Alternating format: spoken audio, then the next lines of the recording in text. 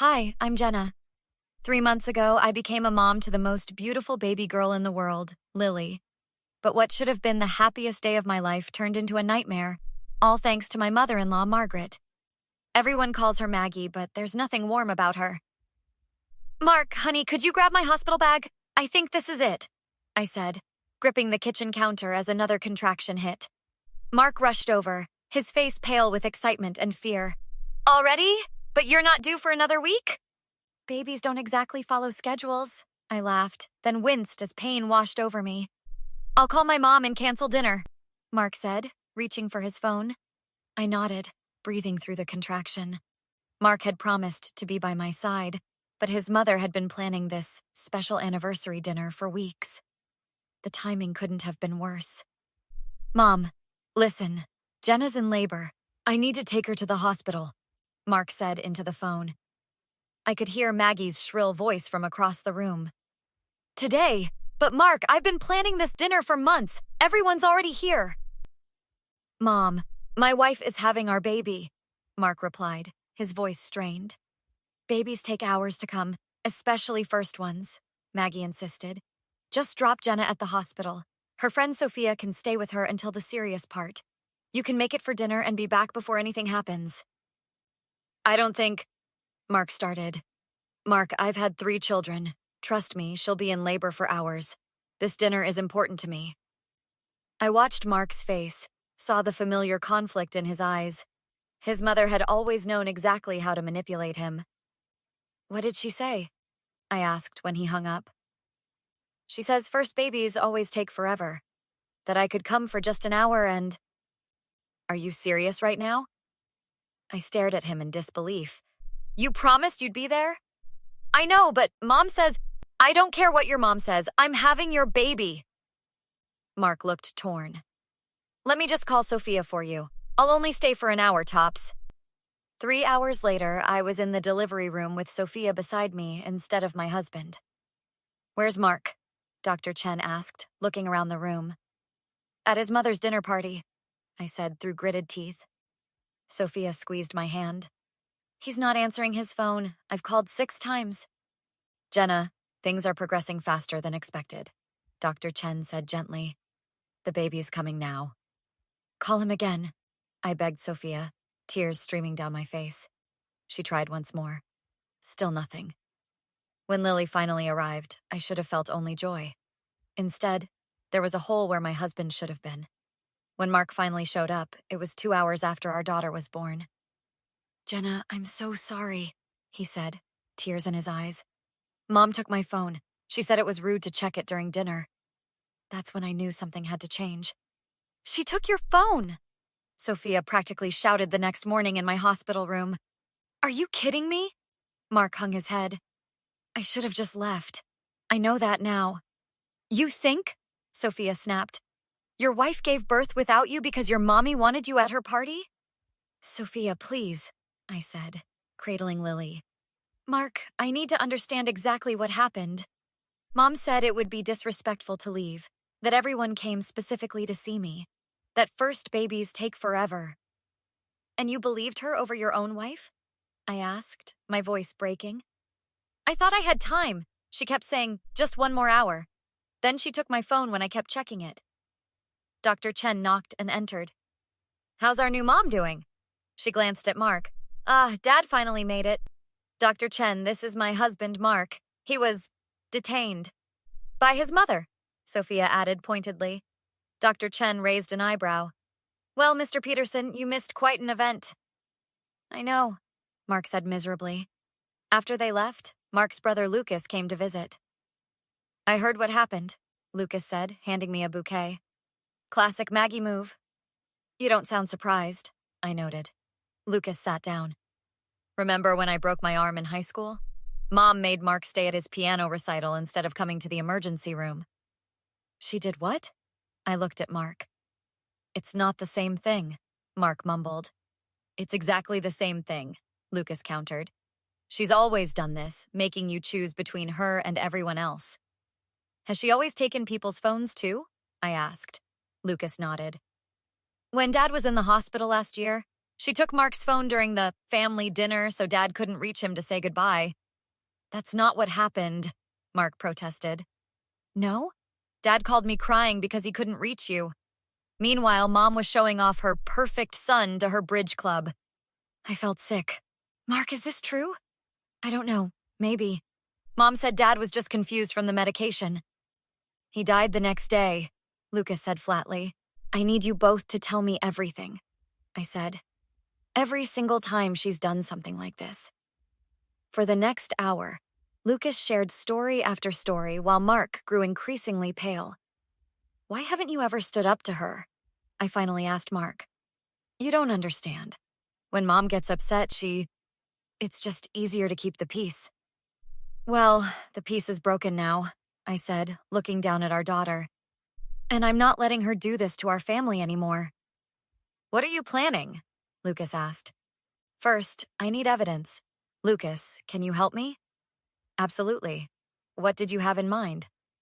2 weeks later, we gathered at Margaret's house for Lily's official introduction to the family.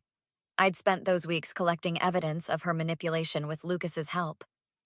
There's my granddaughter, Margaret cooed, reaching for Lily. I stepped back.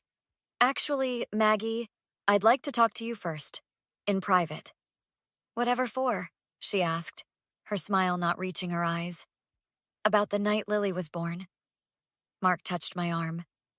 Jenna, maybe this isn't the time. It's exactly the time, I said firmly. Your family should hear this.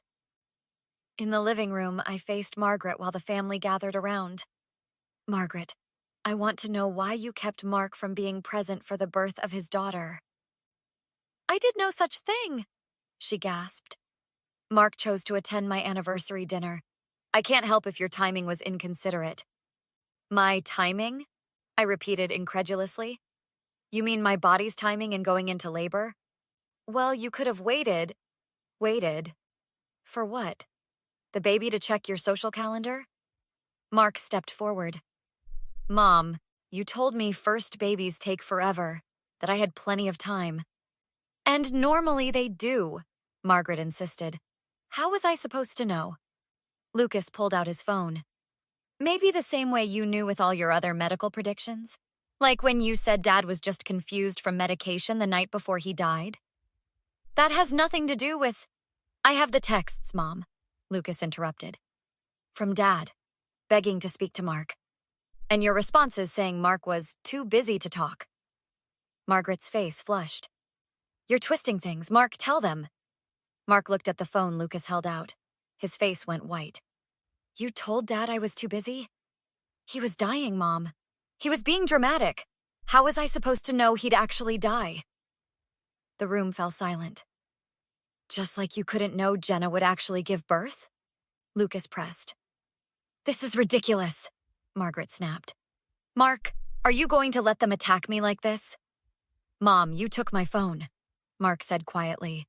You kept me from being there when my daughter was born. I did not. You chose to stay. I have the security camera footage from your house, I said calmly, showing you taking Mark's phone and putting it in your purse, and the timestamps of Sophia's calls. Margaret's eyes narrowed.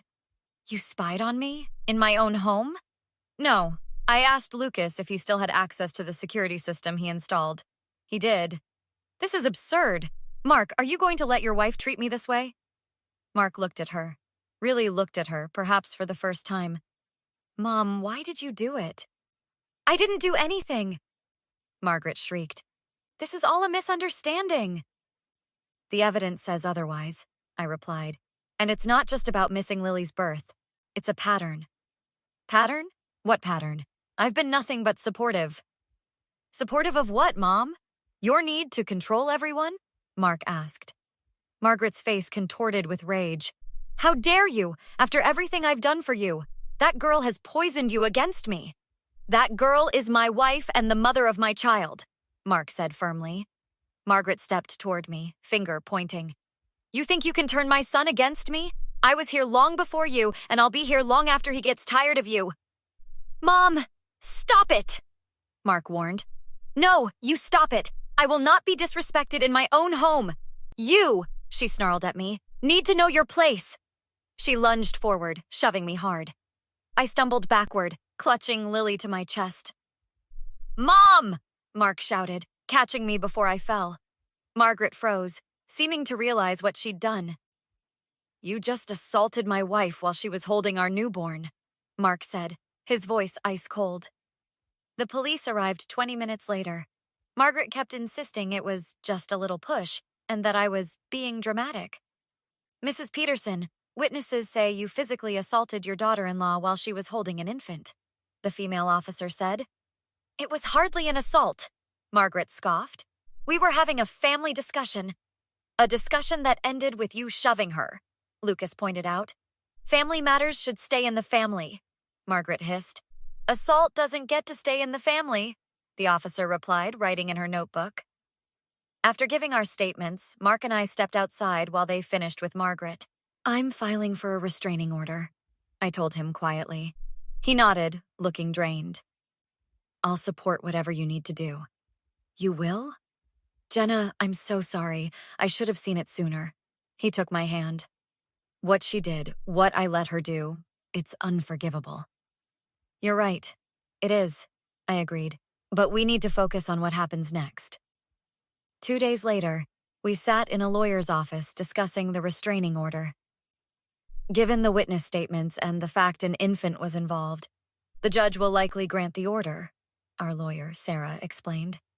"Good," I said firmly. "I don't want her anywhere near Lily. Or me." "What about family events?" Mark asked. "What about them?" I countered. "Jenna," he sighed. "She's still my mother. A mother who prevented you from witnessing the birth of your child, who assaulted me while I was holding our baby, who kept you from saying goodbye to your dying father." Mark was silent for a long moment. "You're right." The next week, Margaret showed up at our house unannounced. Mark met her at the door. "Mark, please, I just want to talk," she pleaded. "I've brought a gift for the baby." "Mom, you can't be here. The restraining order is ridiculous. I'm your mother." I joined Mark at the door, Lily in my arms. "Margaret, you need to leave. Now." "Jenna, please," she said, her voice softening. "I'm truly sorry about what happened. I overreacted. Can't we put this behind us? For the sake of the family?" "No," I said simply. "No?" she repeated, looking shocked. "Your apology means nothing. You're only sorry because there are consequences." "That's not true. Mark, tell her." Mark put his arm around my shoulders. "Mom, you need to leave. We'll call the police if you don't." "You do that? To your own mother?" "You did this," Mark said quietly. "Not us." After she left, Mark turned to me. "Are you okay?" "I will be," I said. "What about you?" I should have stood up to her years ago. Maybe things would be different. Later that evening, Sophia and Lucas came over for dinner. "So she actually showed up at your door?" Sophia asked, incredulous. "Classic Maggie," Lucas sighed. "She thinks rules don't apply to her." "Well, these rules do," I said firmly. "The restraining order is just the beginning." "What else are you planning?" Mark asked. "I'm having Sarah draft papers prohibiting her from having any contact with Lily. And I'm going to make sure everyone in your family knows exactly what she did." "They already do," Lucas pointed out. "They were there." "And none of them have reached out to her," Mark added. "Not even Aunt Carol, her own sister." "I spoke with Carol yesterday," Lucas revealed, setting down his glass. "She told me this isn't the first time Mom's crossed the line. Apparently, she did similar things to Dad's family when you were kids." "What do you mean?" Mark asked, leaning forward. "Remember how we never saw Grandpa Joe after that big fight? Carol said Mom deliberately kept Dad from seeing him when he was sick. Same playbook, different decade." I had no idea," Mark said, shaking his head. "The pattern goes way back," Lucas continued. "Carol's been waiting years for someone to finally stand up to her." "Good," I said, looking down at Lily, sleeping peacefully in her bassinet. "She doesn't get to hurt our family anymore." "Do you think she'll ever understand what she did wrong?" Sophia asked. I shook my head. People like Margaret never really see themselves as the villain. But it doesn't matter whether she understands. What matters is that we protected our daughter. And ourselves, Mark added, taking my hand. And does it feel good? Lucas asked. Getting revenge? I thought about it for a moment. It's not about revenge, it's about consequences. For perhaps the first time in her life, Margaret is facing real consequences for her actions, and that feels necessary. To new beginnings, Sophia raised her glass. And to being there for the moments that truly matter, Mark added, looking at me with love in his eyes. I smiled, looking around at the family we had chosen, the family that would always put each other first. What would you do if someone tried to come between you and your family's most precious moments? Would you find the strength to stand up and say, never again?